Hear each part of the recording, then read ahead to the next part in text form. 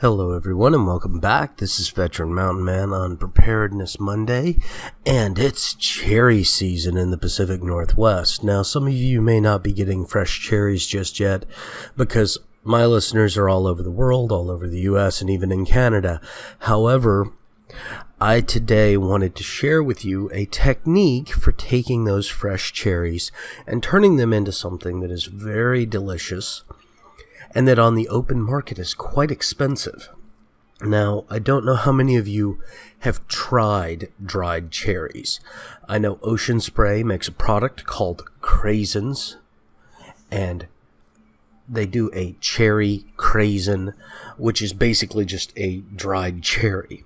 Now, I know the last time I bought dried cherries, they were almost $6 a pound, and that's quite a bit of money to be spending on dried fruit. So I got to looking at the process to actually make dried cherries, and it's actually fairly simple. So today I'm going to share it with you.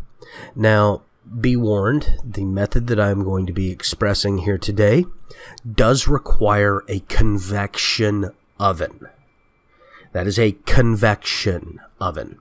If you don't have a convection oven, this technique should not be used unless you have an alternate method of drying, because we are going to use a convection oven to dry. Now, before you get excited and go rushing out and buy your cherries, wait 1 second. I want you to test your convection oven and make sure that you can set it between 150 degrees and 170 degrees Fahrenheit.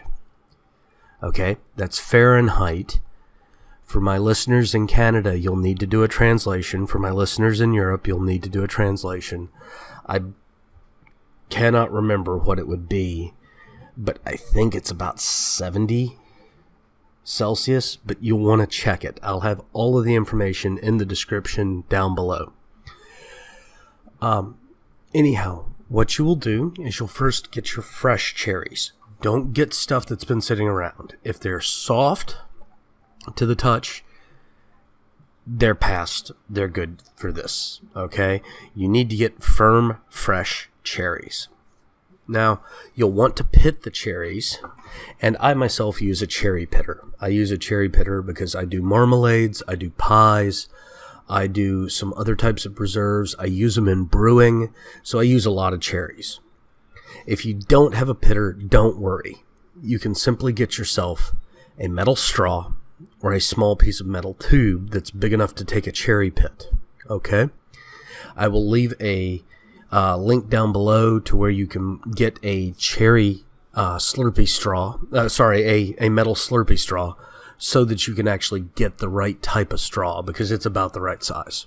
And I've used them before. It's just a little messy. Now, whatever you do, don't cut the cherries in half, people, because by cutting them in half, you're going to increase the chance of spoilage, and you're going to make a bigger mess than you really need to make.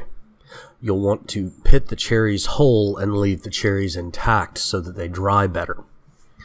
Okay, so after we've pitted our cherries, we're going to take a short-walled baking sheet, one that's just got a little 1/4-inch wall, and we're going to set 2 very small cooling racks on there. We're going to set our cherries on the cooling racks. Now, you want really fine cooling racks, like for really fine, delicate baking goods. And we're going to put this sheet into your oven on convection, set at 150 degrees Fahrenheit. And it's going to run for between 12 and 24 hours. So you'll want to keep an eye on it. It's going to take probably about 16 hours for 2 pounds. And I know that sounds like a lot of money and effort, but realistically, running your convection oven is fairly inexpensive. And you'll get about a pound of dried cherries when it's all said and done. And so it actually works out. And you can set up to do up to 2 trays for most ovens at a time.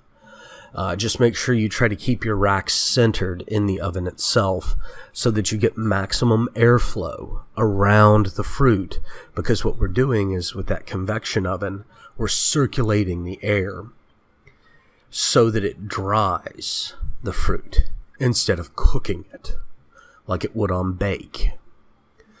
Well, now once you've got your dried cherries, you want to make sure that you seal them in a airtight bag.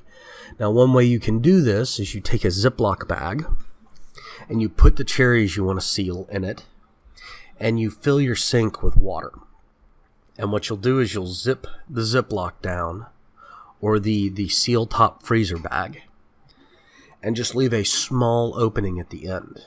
You'll then start to submerge the bag in the water up until only that little area that you didn't seal is above the water. And then you'll seal that area, and that will help you vacuum pack that bag. Alternatively, if you're like me and you have a Food Saver vacuum packer, you can use one of those. They work great. If you've never used one, you might want to look at one, especially if you're starting to do this standard living prepared kind of concept, because they have attachments to air seal mason jars without hot water canning or steamer canning, and that can be used for dried goods fairly easily. So you can get these big half-gallon wide mouth jars and seal dried fruits, grains, dried soup mixes in those jars and stick them in your pantry. And when you use it, you open up the jar, you use some of it. If you're not going to use it again for weeks on end, seal it right then. If you're going to use it again that week, leave it open. That way you can open it again. And you can usually get 10 or 12 uses per lid before you need to replace the lid. So it's a wise investment if you want one. I'll also leave a link down below. Now, if you're like me and you want other ideas about cherries, I'm also going to leave a link for the cherry marmalade that I make from Ball and the Ball Blue Book down below. Thank you all again for joining me, and enjoy those fresh spring cherries.